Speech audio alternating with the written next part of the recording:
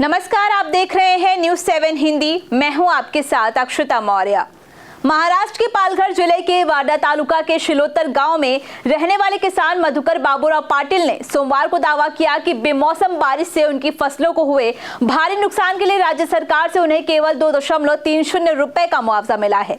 पाटिल ने बताया कि लगातार हो रही बारिश के कारण उनके धान के खेत पानी में डूब गए और सड़ गए, जिससे फसल पूरी तरह नष्ट हो गई और पुआल भी काला पड़ गया, जिससे पशुओं के लिए चारा भी संकट में आ गया है। आपको बता दें कि पाटिल और उनके परिवार के नाम कुल 11 एकड़ जमीन है और इतने बड़े नुकसान के बावजूद उन्हें इतनी न्यूनतम राशि का मुआवजा प्राप्त हुआ है। इस मामले को शिवसेना प्रमुख उद्धव ठाकरे ने मुंबई में आयोजित प्रेस वार्ता में उठाया और इसे किसानों के साथ मजाक करार दिया।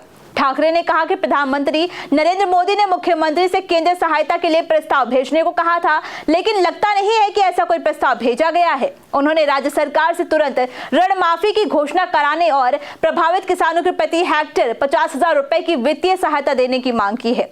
ठाकरे ने यह भी कहा कि महाराष्ट्र के मुख्यमंत्री फडणवीस द्वारा बाढ़ और बारिश प्रभावित किसानों की कर्ज माफी पर अगले साल 30 जून तक निर्णय लेने की घोषणा किसानों के साथ मजाक है।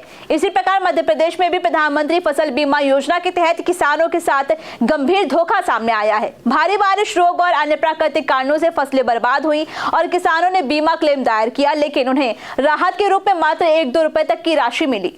केंद्रीय कृषि मंत्री शिवराज सिंह चौहान ने इस पर नाराजगी व्यक्त की और सोमवार को प्रधानमंत्री फसल बीमा योजना से जुड़े अधिकारियों की बैठक बुलाई, जिसमें बीमा कंपनियों के प्रतिनिधियों को भी शामिल किया गया। उन्होंने बैठक में स्पष्ट किया कि इतनी नाममात्र की क्षतिपूर्ति किसानों के साथ मजाक है और इसे बर्दाश्त नहीं किया जाएगा। शिवराज सिंह चौहान ने सीहोर कलेक्टर और अन्य अधिकारियों को वर्चुअल माध्यम से जोड़कर किसानों की शिकायतों के जवाब तलब किए और बीमा कंपनियों को फटकार लगाई। उन्होंने अधिकारियों और बीमा कंपनियों के प्रतिनिधियों को निर्देश दिए कि फसल क्षति का आंकलन पूरी तरह सटीक और पारदर्शी तरीके से किया जाए और योजना के प्रावधानों में आवश्यक बदलाव किए जाए, ताकि भविष्य में किसानों को वास्तविक नुकसान के अनुसार मुआवजा मिल सके।